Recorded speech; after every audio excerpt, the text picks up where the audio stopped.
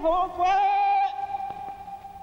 镇阳人民政府今天胜利了。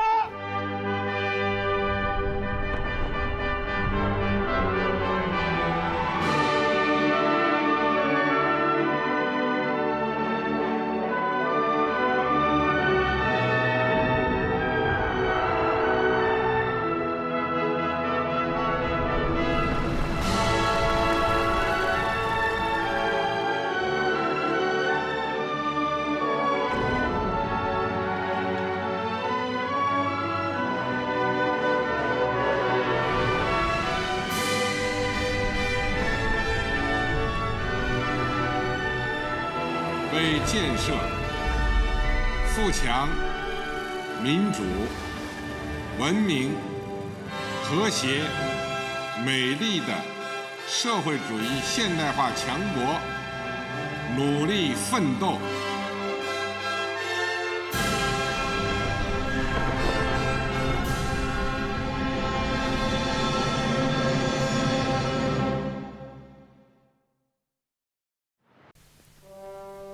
El Gran Palacio del Pueblo es uno de los monumentos icónicos en la plaza Tiananmen.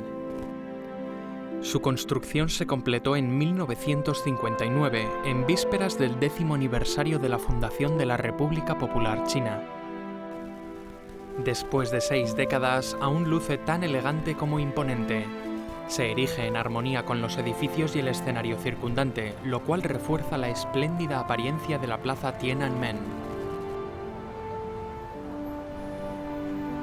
En agosto de 1958, el Comité Central del Partido Comunista de China propuso construir 10 grandes estructuras en Beijing, como símbolos de la nueva China.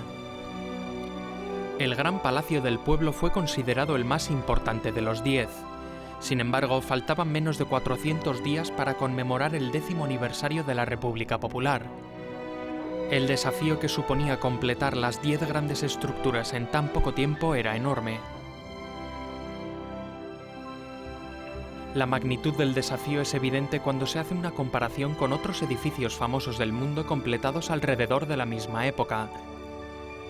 La sede de la Organización de las Naciones Unidas en Nueva York fue construida en 7 años. La Casa de la Ópera de Sídney, cuya construcción comenzó un año después de las 10 grandes estructuras, tardó 14 años en completarse. La capacidad para movilizar cuantiosos recursos para grandes proyectos es una fortaleza única del socialismo. 33 destacados arquitectos de 17 provincias y municipios se reunieron en Beijing. Más de 10.000 constructores participaron en los trabajos de construcción. Cientos de miles de voluntarios también se embarcaron hacia los sitios de construcción. A través de su sabiduría, esfuerzos y patriotismo, el pueblo chino consiguió un milagro en los anales de la arquitectura mundial.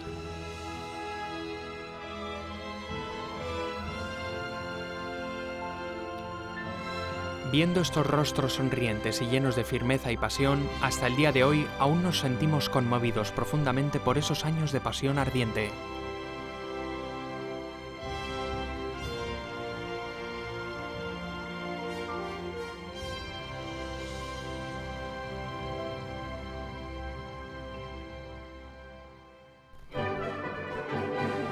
El sistema fundamental del socialismo fue establecido en la tierra de China, que contaba con una población de más de 600 millones de personas.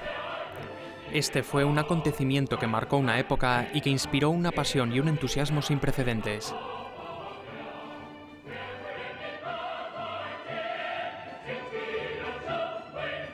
El petróleo es la sangre de la industria. El rápido desarrollo de la industria de la nueva China creó una urgente demanda de petróleo. Las fuerzas occidentales que continuaban imponiendo bloqueos económicos a China afirmaron que China era un país donde escaseaba el petróleo, por lo que el desarrollo de la industria seguramente quedaría estrangulado por esta energía. Sin embargo, los chinos no creían en esa mentira. Grupos de geólogos y jóvenes prospectores cruzaron vastas tierras baldías y recorrieron montañas y ríos en busca de petróleo.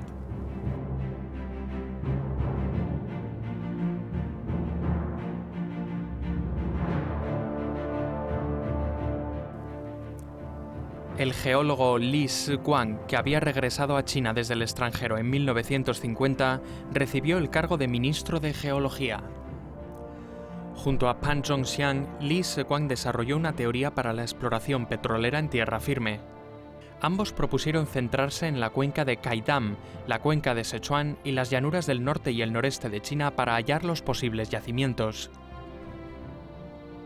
A finales de septiembre de 1959, un equipo de prospección perforó el primer pozo petrolero con grandes potencialidades en la llanura del noreste de China, ubicada en el distrito de Chaozhou, en la provincia de Heilongjiang.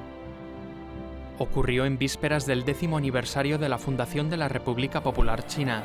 El yacimiento de petróleo recibió el nombre de Da-Qing, que significa gran celebración.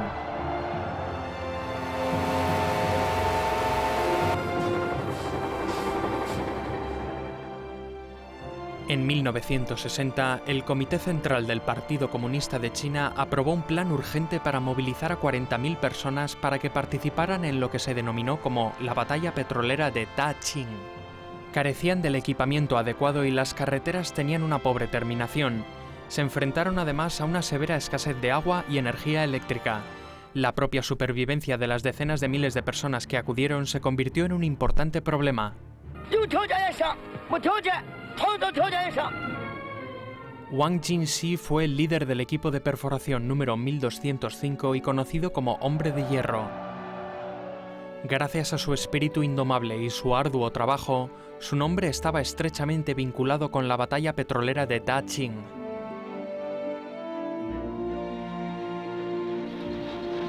Ante la falta de medios de transporte, Wang Jingxi y su equipo dependían de su propia mano de obra para transportar más de 60 toneladas de equipos de perforación hasta el yacimiento.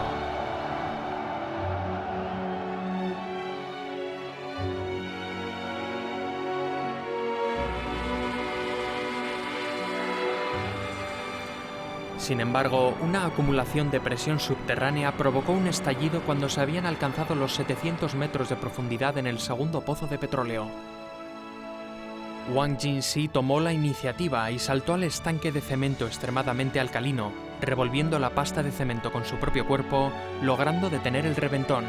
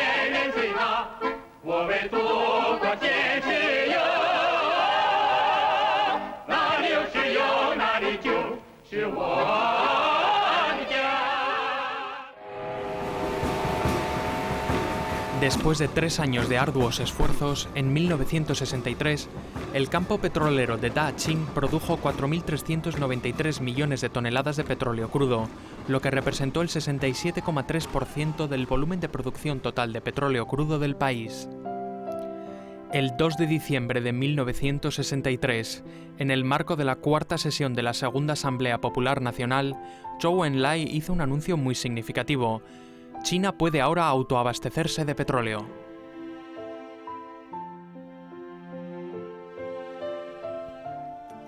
En enero de 1964, Mao Zedong pidió a todo el sector industrial de China aprender del ejemplo de Da-Qing. Da-Qing se convirtió en un modelo industrial en la República Popular China. En esos años en que ardía la pasión, en el vasto campo de la Nueva China se produjeron al mismo tiempo grandes e increíbles milagros.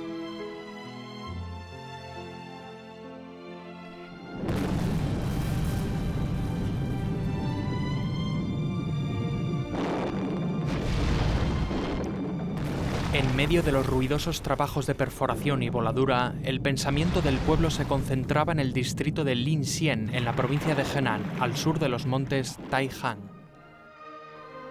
Allí, personas atadas a cuerdas se balanceaban de acantilado en acantilado con la destreza de los mejores acróbatas. Pero no se trataba de un acto circense, nada que ver, estaban construyendo un canal entre los acantilados, cientos de metros sobre el suelo. El objetivo era desviar el agua del río Zhang, localizado a más de 100 kilómetros de distancia, al distrito de Linxian. El proyecto de desvío de aguas del río Zhang al distrito de Linxian devino en el Canal de la Bandera Roja. Nadie podía haber anticipado lo dura que sería la tarea, cavar un canal principal de 8 metros de ancho y 4,3 metros de profundidad sobre la dura roca arenisca.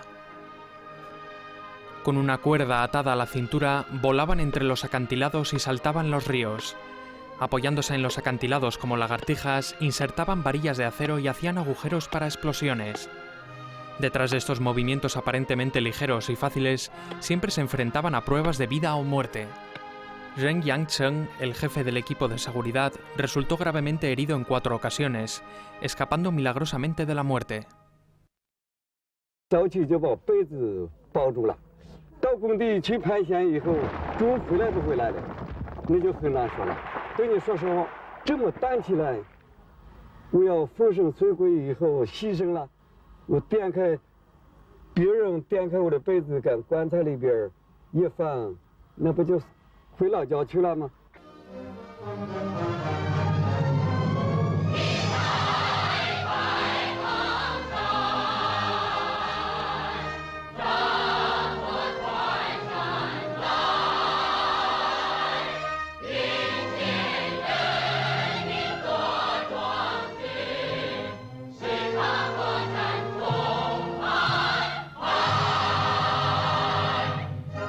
Abrieron los montes Taihan y atrajeron las aguas del río Zhang.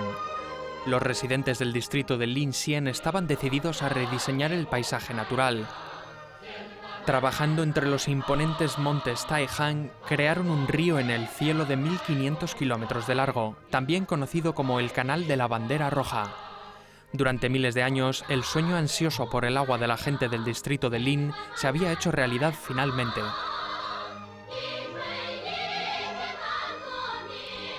El difunto primer ministro Zhou Enlai describió el Canal de la Bandera Roja como una cinta azul entre los montes Taihan. El canal y el puente de Nanjing sobre el río Yangtze, dijo, fueron 2 milagros creados por la nueva China. Mientras los residentes del distrito de Linxian construían un canal al sur de los montes Taihan, los habitantes de la aldea de Dazhai, en la provincia de Shanxi, se embarcaban en un esfuerzo por mejorar su sustento al norte de las montañas. A lo largo de 5 años, a partir de 1953, los habitantes de Dazhai construyeron más de 180 presas con una longitud total de 15 kilómetros y construyeron 20 hectáreas de campos escalonados en las laderas de las montañas. La economía nacional se estaba desarrollando sobre la base de la agricultura y con la industria como faro y guía. El espíritu del anciano que quiere eliminar las montañas que bloquean su camino describe la actitud del pueblo chino en aquellos años. A la nueva China le tomó 20 años el establecimiento básico de un sistema industrial y un sistema económico nacional independientes y completos, asentando las bases fundamentales para el desarrollo de la economía moderna del país. Los países occidentales tardaron 200 años en lograrlo.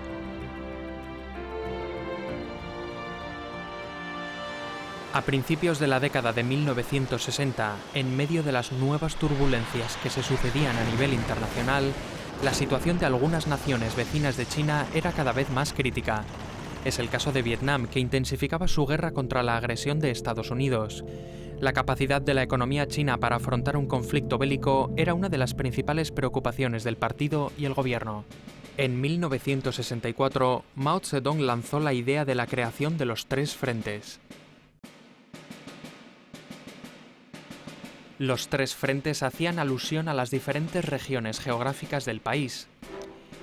El primer frente lo conformaron las zonas costeras, el segundo la región central y el tercero provincias en el suroeste y regiones en el noroeste.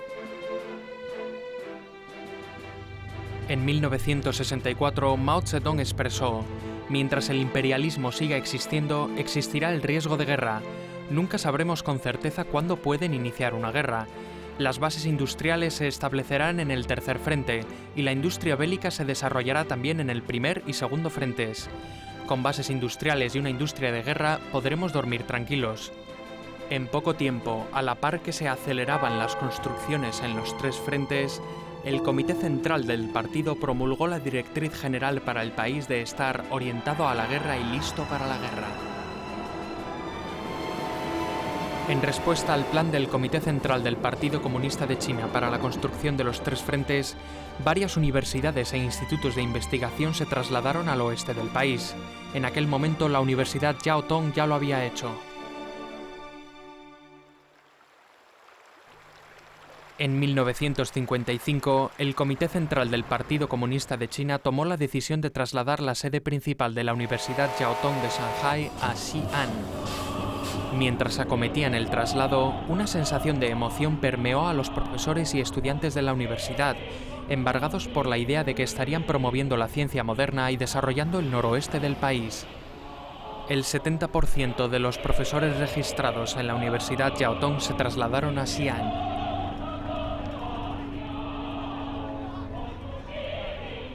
Tuvieron un alto sentido de responsabilidad y respondieron al llamado del país, dedicando sus esfuerzos al desarrollo del noroeste. Al reubicarse, estaban haciendo grandes sacrificios personales por el bien de la nación y dando continuidad a la arraigada tradición de trabajo arduo que ha acompañado al pueblo chino. En 2017, varios de los profesores reubicados escribieron una carta a Xi Jinping.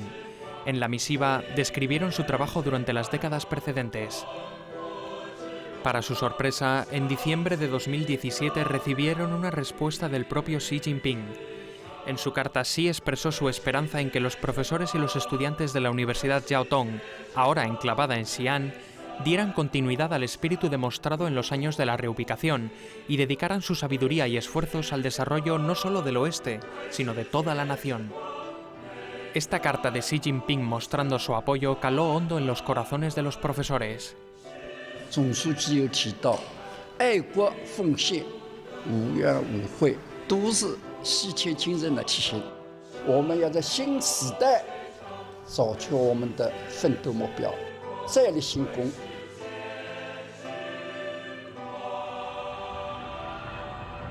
De todos los proyectos de construcción de los tres frentes, en el que Mao Zedong hizo más hincapié fue en la planta de hierro y acero de Panzhihua. Enfatizó que debía desarrollarse rápidamente, pero sin que la premura afectara el resultado final de la obra. No podré conciliar el sueño hasta que se establezca la base Panzhihua, dijo. Así lucía Panzhihua en mayo de 1964.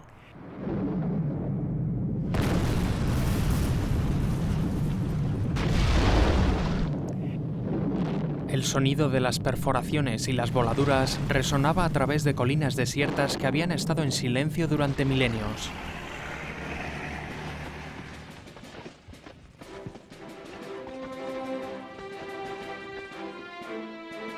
Decenas de miles de personas acudieron al lugar, junto al río Jinsha. No había ninguna ciudad cerca, ni ferrocarril, el clima era inclemente y había una gran escasez de artículos y materias primas. Esta situación hizo muy difícil la construcción de una base industrial de hierro y acero a gran escala.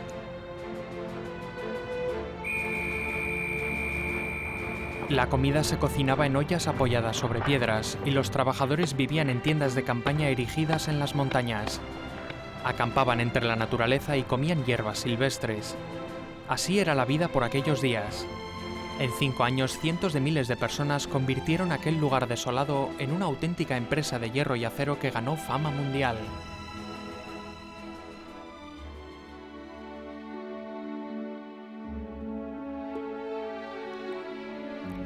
El 1 de julio de 1970, la planta de hierro y acero de Panzhihua comenzó las labores de producción. Todo el país quedó maravillado al ver la producción del metal fundido. Ese mismo día, el ferrocarril de Chengdu a Kunming comenzó a prestar servicios. El ferrocarril cuenta con una longitud de 1096 kilómetros. Atraviesa terrenos difíciles y un complejo entorno geológico.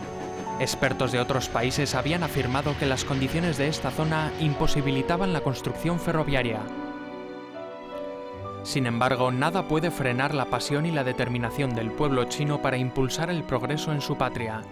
Los equipos de construcción dejaron sudor y sangre en la construcción de este extraordinario ferrocarril.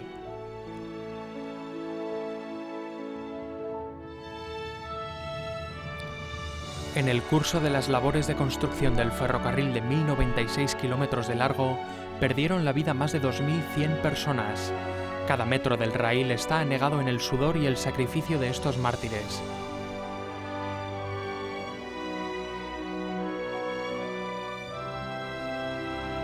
La construcción de los tres frentes no solo acabó con el atraso en vastas regiones del oeste de China, sino que también transformó exitosamente la estructura industrial a nivel nacional. Los años de pasión ardiente serán recordados por la heroicidad de muchos. Lei Feng fue un soldado raso del Ejército Popular de Liberación que murió en el cumplimiento de su deber. Se dejó el corazón en el servicio al pueblo y por eso se convirtió en un modelo nacional. Zhao Yulu, a pesar de un cáncer de hígado, asumió el liderazgo en la lucha contra el atraso económico en áreas rurales con condiciones naturales poco favorables. Fue reconocido como modelo de cuadro del partido. Las contribuciones del pueblo y las hazañas de los héroes se han transmitido hasta hoy en día, inspirando a los descendientes de generación en generación.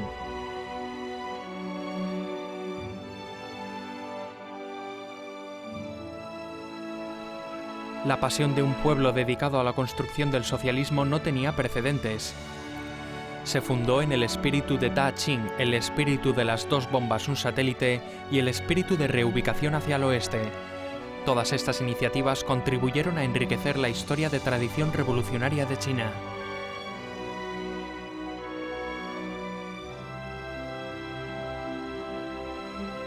Marcha hacia la ciencia moderna. Ese fue el importante eslogan que impulsó la construcción de la Nueva China. En 1960, Yuan Longping, profesor de un colegio agrícola en la provincia de Hunan, comenzó a hacer investigaciones sobre el arroz híbrido. El rendimiento medio por hectárea de arroz en ese momento era de poco más de 1.500 kilogramos. La escasez de alimentos era un problema grave. Después de una década de ingentes esfuerzos, en 1975, Yuan logró aumentar el rendimiento promedio por hectárea de arroz hasta 4.500 kilogramos. Hoy en día, el rendimiento por hectárea de la tercera generación del llamado arroz superhíbrido es de alrededor de 15.000 kilogramos.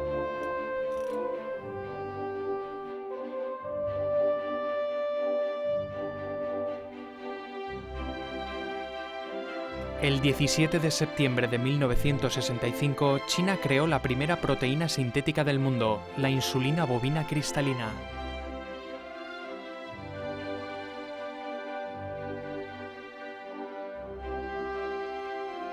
Tu Youyou fue galardonada con el Premio Nobel de Fisiología o Medicina en 2015 por su descubrimiento de la artemisinina, un nuevo medicamento para curar la malaria. Tu Youyou comenzó su investigación el 23 de mayo de 1967. 5 años más tarde, el equipo de Tu Youyou, junto con otras instituciones, desarrolló la artemisinina, que ha contribuido a salvar millones de vidas. Esto supuso un progreso significativo para el bienestar de la humanidad.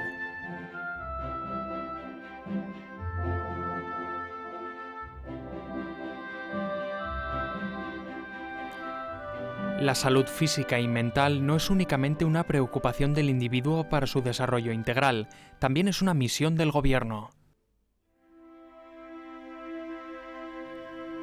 China solía ser uno de los países más severamente afectados por la esquistosomiasis. 10 millones de personas en la cuenca del río Yangtze sufrieron de este mal, que se propagó a lo largo de 11 provincias, regiones autónomas y ciudades al sur de este río. Más de 100 millones de personas corrían el riesgo de contraerlo. El 17 de febrero de 1956, en una importante conferencia del Estado, Mao Zedong exigió que se agotaran todos los esfuerzos posibles para erradicar la esquistosomiasis. En junio de 1957 se publicó un informe sobre la erradicación de la esquistosomiasis en el distrito de Yujiang, en la provincia de Jiangxi. Mao leyó el informe y escribió 2 poemas titulados Adiós al dios de las plagas.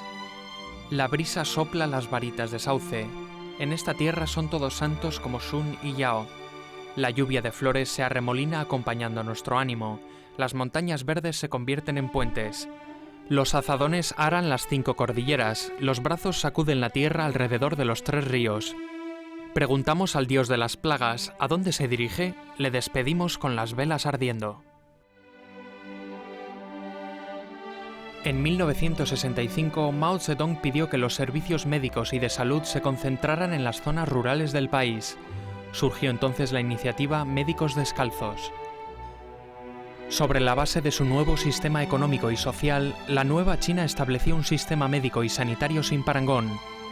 A pesar de su bajo nivel de desarrollo económico, sus limitados recursos y la alta demanda de recursos que imponía la industrialización, el país logró la cobertura universal de los servicios médicos básicos. A la par de su éxito en la construcción y el desarrollo de la nación, la República Popular China también archivó grandes avances en sus relaciones exteriores. En la década de 1950, China elevó su rol internacional proponiendo los 5 principios de coexistencia pacífica y asistiendo a las conferencias de Ginebra y Bandung.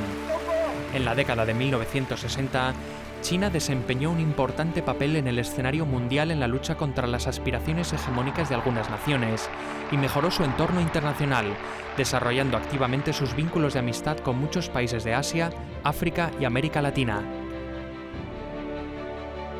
El hombre que aparece riendo en la fotografía es Xiao Guanhua, jefe de la delegación china que asistió a la 26ª Asamblea General de la Organización de las Naciones Unidas.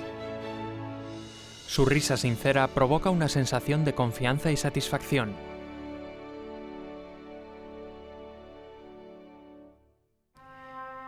A través de esfuerzos incansables y con el apoyo de numerosos países del tercer mundo, en octubre de 1971, la 26ª Asamblea General de las Naciones Unidas restauró el escaño y los derechos legítimos de la República Popular China.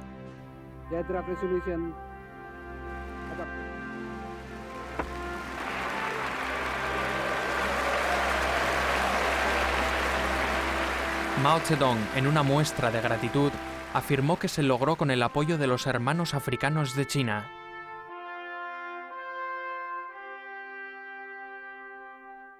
A principios de la década de 1970, Mao Zedong propuso la teoría de los 3 mundos, una línea de pensamiento y acción que perseguía contribuir a la resistencia contra prácticas hegemónicas y el mantenimiento de la paz mundial.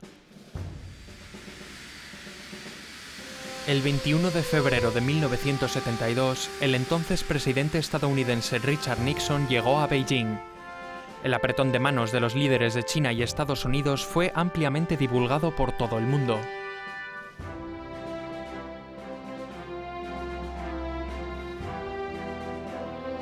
Mao y Nixon se reunieron ese día en horas de la tarde. Ese hombre que tomó la decisión estratégica de dirigir ese gran acontecimiento que cambiaría la estructura mundial, le expresó a Nixon, sonriendo: «Conversemos principalmente sobre las cuestiones filosóficas y los problemas específicos, dejemos que los resuelvan los demás».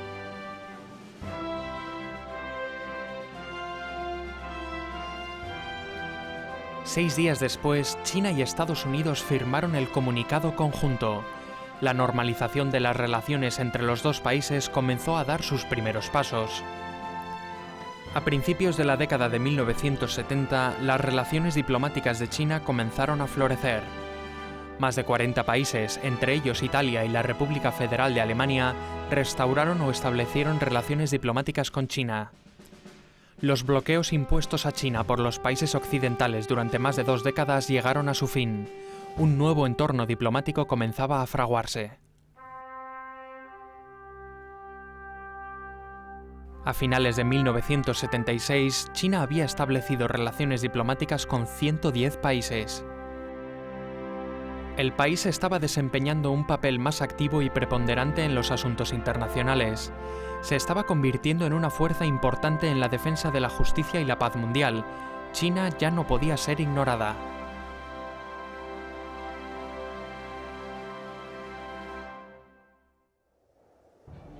En 1963, Mao Zedong escribió un poema titulado Manjiang-hong. Muchas de las hazañas deben obrarse con la mayor premura. La Tierra gira alrededor del Sol, el tiempo no aguarda por ningún hombre. 10.000 años de atraso se hacen eternos, subyuguemos al futuro.